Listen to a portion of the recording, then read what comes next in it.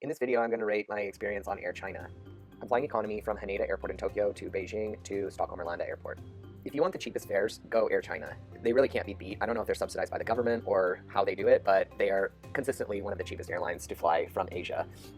My flight cost $400 one way, and with a change fee, it was $50. But that is remarkable given that flying to Asia from Europe nowadays is a long and expensive flight because you can't pass through Russia. Let's assess the check-in process. Most airlines have online check-in available, or at least where you can choose your seat, choose your baggage, choose your meals, and apply for special assistance. Air China facilitates none of this. Online, it was not possible to check in. They say download the app. I did that.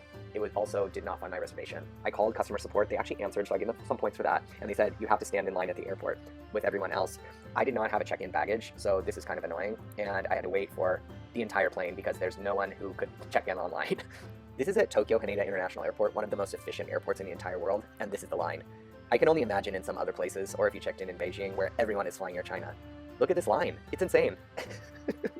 So inefficient. Meanwhile, on the other side of the airport, the ANA check-in counters look like this. And this is for long haul. This is not for domestic ANA flights. All in all, it took me 2.5 hours to get through the check-in process and security with like hand luggage. I was looking forward to doing some last-minute shopping, get my tax-free refund, get some good food, my last meal before I left Japan. That was not an option. I had to literally sprint to the gate, and I was one of the last people on board the plane. And you can forget about choosing your seat or anything like that. No, they just assign it. Planes, they're pretty old. They work, but their paint's fallen off, the interiors are not inspiring, etc. Bathrooms are okay. They're not clean, they're not dirty. They're well maintained though. The interiors of the planes are pretty standard airline. I don't know. They're maybe 2 decades old, but yeah, whatever. You don't get any extra space or anything like that if that's what you're wondering.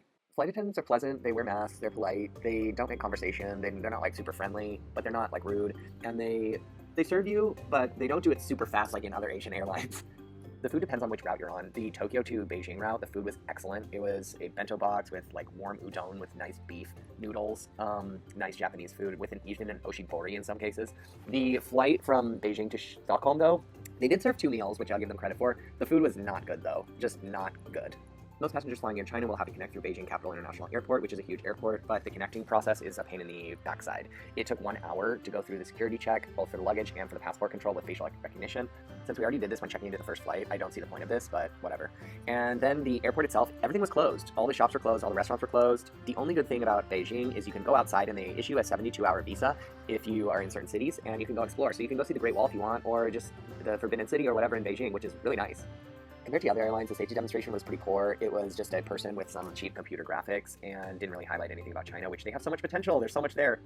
The in-flight entertainment was pretty good, especially for Chinese audiences. You have a lot of Chinese media and a lot of Chinese movies to choose from.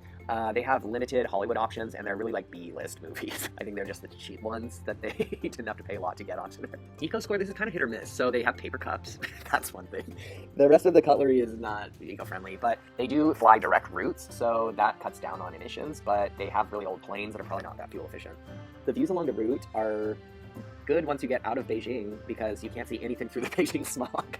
So passengers were all pretty courteous on these flights, but I've also had a flight with Air China where I had a foot literally through the seat behind me into my face, so that wasn't so nice. It was awesome though. I had a whole row to myself because there weren't that many people on the flight. It was great. I slept laying down the whole flight.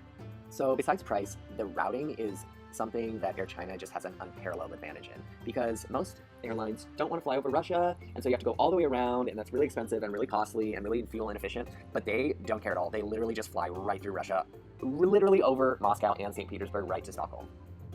This took 9 hours. In other flights I've done, like this one, Lufthansa from Tokyo to Frankfurt, they had to fly east of Russia, over Alaska, over Greenland, and around to Frankfurt through the polar route, which took 12.5 hours.